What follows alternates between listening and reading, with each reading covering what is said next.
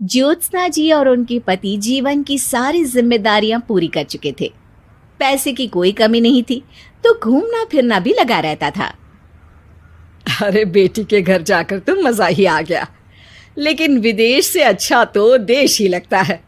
अब मन को चैन मिला। अरे लेकिन वहां की औरतें देखिए, कितनी फिट, स्मार्ट और चमकती हुई। आदत से तो बाज नहीं आओगे आप। अरे मजाक कर रहा हूँ यार। अच्छा मैं जरा बाजार होकर आता हूँ। पति बाजार जाता है, जहां उसे एक अजीब सी दुकान दिखाई देती है। अरे ये क्या बात हुई? अंदर आओ 50 के, बाहर निकलो 40 के। हम आपकी 10 साल उम्र कम करते हैं। अरे ऐसा क्या करते हैं भला? जरा अंदर जाकर ही देख लेता हूँ। अंदर एक सुंदर सी लड़की खड़ी होती है। सुंदरी जी, ये क्या दुकान है? जरा जादू हम पर भी तो चला दीजिए। यस सर, आपको हमारी एग्जीक्यूटिव एक डेमो के लिए अंदर ले जाएगी। आप अंदर जाएंगी तो आप खुद ब खुद समझ जाएंगी।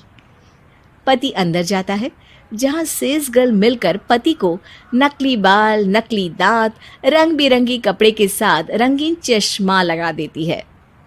देखिए, अब खुद को शीशे पे देखिए और बताइए सर। हाय दयो, ऐसे तो मैं किसी हीरो से कम नहीं लग रहा। दे दो, सारा सामान पैक कर दो। पति खुशी खुशी वहां से निकल जाता है। घर आकर वो सारा सामान छुपा देता है। फिर अगली शाम। सुनो, मैं वॉक पर जा रहा हूँ।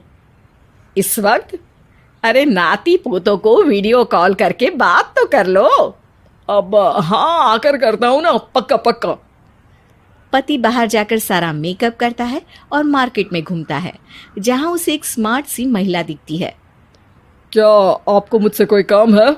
नहीं नहीं, आप तो बहुत हैंडसम हैं। थैंक्स। वैसे आप भी कम नहीं है। वैसे क्या उम्र होगी आपकी? लगता कितने का हूँ? 40 के तो पूरे लगते हैं। अब क्या था, 50 साल के पति को कोई 40 का बोल दी तो। वैसे तो कम का हूँ, लेकिन टेंशन के कारण थोड़ा उम्र में बड़ा देखने लगा हूँ। ओह सच्ची? आप 40 के पूरे नहीं हो? अरे छोड़िए ना, चलिए मैं आपको कॉफी पिलाता हूँ। यहाँ की कॉफी काफी शानदार होती है। दोनों में दोस्ती हो जाती है और फिर चल पड़ता है सिलसिला रोज रोज के घूमने फिरने और मजे करने का। अब सारा दिन पतिदेव फोन पर। अरे नाश्ता तो कर लीजिए, क्या सारा दिन फोन पर लगे रहते हैं? अरे यार, जरूरी काम कर रहा हूँ मैं। रिटायर हो, पेंशन मिलती है, कोई काम नहीं है, फिर कौन सा जरूरी काम आन पड़ा आजकल? अरे एक प्रोजेक्ट के सोशल नेटवर्किंग का काम है, उसी पर काम कर रहा हूँ। ठीक है, चलो अब नाश्ता कर लो, देर हो रही है। पति अपना नकली सारा सामान बिस्तर के पास छुपा कर सोता, सुबह चुपके से पहनकर बाहर जाता और घर आने पर उतार देता। एक दिन पड़ोसन कहती है, अरे ज्योत्सना बहन, तुम लोगों के घर कोई हैंडसम सा आदमी रहने आया है क्या? अरे कहाँ यार, मैं और ये दो ही तो लोग हैं घर में। हैंडसम सी शक्ल देखे तो मुझे भी जमाना हो गया है। अरे पता नहीं, वो जाता तो तुम्हारे ही घर में है, क्या पता कौन होगा। अरे तुम्हारी उम्र हो रही है ना, और भाई साहब को भी गए 5 साल हो गए, शायद इसीलिए अब सारे हैंडसम नजर आ रहे होंगे। पड़ोसन भी ज्योत्सना की बात पर मुस्कुराकर वहां से चली जाती है। एक दिन, अरे सुनो जी, बहू बेटा और पोता आ रहे हैं, कुछ दिनों के लिए वो हमारे साथ ही रहेंगे। अरे शिट यार, ये क्या है? बेटे ने तो कर ली शादी, अब क्या करने आ रहा है यहाँ पर? अरे कैसी बात कर रहे हो जी, इस उम्र में तो माता पिता तरसते हैं कि बच्चे आकर साथ रहे, लेकिन आप है कि। अरे ठीक है ना, लेकिन अब देखो सभी व्यस्त हैं अपनी जिंदगी में। ये लोग आएंगे रहेंगे, कितनी डिस्टर्ब हो जाएगी लाइफ। कैसी बात कर रहे हो? अरे जैसे बहुत हैपनिंग है ना तुम्हारी लाइफ, तो जो बच्चों के आने से डिस्टर्ब हो जाएगी।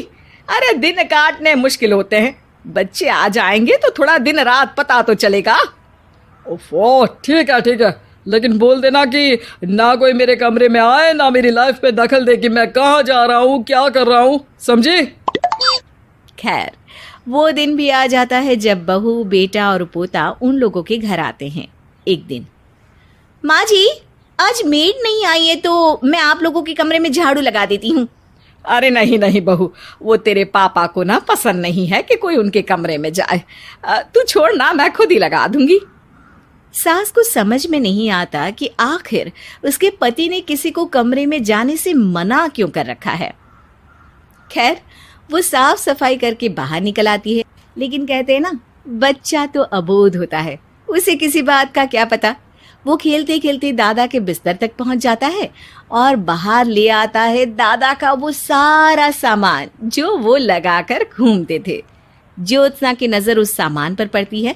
वो बच्चे से पकड़कर कमरे में लाती है और पैकेट खोलकर देखती है। हाय रे दैया, ये क्या? लग रहा है कि आजकल ये प्रोजेक्ट नया मिला हुआ है।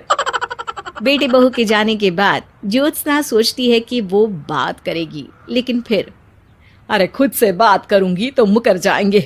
पता लगाना होगा कि माजरा क्या है। कुछ दिनों बाद, अरे यार, ये बच्चे लोगों के आने से लाइफ ना बड़ी डिस्टर्ब सी रही। मैं कुछ देर के लिए वॉक पर जा रहा हूँ, आराम से आऊँगा 2-4 घंटों के बाद, ठीक है? मैं क्या सोच रही हूँ कि मैं भी आपके साथ चलती हूँ। अरे थोड़ा रिलैक्स मैं भी तो हो जाऊं। हाँ, पड़ोस वाली बुढ़िया के साथ नीचे पार्क में जाकर वॉक करके आ जाओ। अच्छा जी, तुम कार से लॉन्ग ड्राइव के मजे लो और मैं पड़ोस की बुढ़िया के साथ। पति नहीं मानता और अपना पैकेट और कार लेकर निकल जाता है। रास्ते से वो उस महिला मित्र को फोन करता है। हाय ब्यूटीफुल, मैं कुछ दिनों के लिए आउट ऑफ कंट्री था, आज आ गया तो सोचा तुमसे मिल लूं। हाँ, क्यों नहीं, क्लब में आ जाओ। पति क्लब में पहुंचता है, सारा नकली सामान चिपका भी लेता है, लेकिन उसे पता नहीं होता कि ज्योत्सना ने सबका गोंद निकाल दिया है। ओ बेबी, मैंने आपको बहुत मिस किया। मैंने भी। लेकिन वो जैसे ही हंसता है, उसके नकली बाल गिरकर हाथ में आ जाते हैं, जिससे उसका सर गंजा दिखता है। ओ ये क्या? तभी उसका दांत भी हाथ में आ जाता है और ज्योत्सना के पति का सारा बुढ़ापा उसकी दोस्त के सामने आ जाता है। हे भगवान, अंकल जी कौन है आप? क्या ऐसी बात कर रही हो अंकल? मैं तो तुम्हारा दोस्त हूँ। अरे पर हो तो अंकल ही ना। नकली दांत, नकली बाल और क्या क्या नकली है। पति को गुस्सा आ जाता है। वो महिला के बाल पकड़कर खींचता है, जिसके बाद उसका बाल भी उसके हाथ में आ जाता है और महिला के सारे पके बाल सामने आ जाते हैं। ओह, तो तुम भी उसी दुकान से हो? जाओ 50 की निकलो 40 के। हाँ, बढ़िया आई मुझे अंकल कहने वाली। लेकिन ये समझ में नहीं आ रहा कि मेरे बाल और दांत बाहर कैसे आ गए। तभी वहां ज्योत्सना आ जाती है। जी, मेरी वजह से। चलिए इन आंटी जी को नमस्ते कहिए, फिर घर चलते हैं और वहां मैं बनाऊंगी आपको 40 का।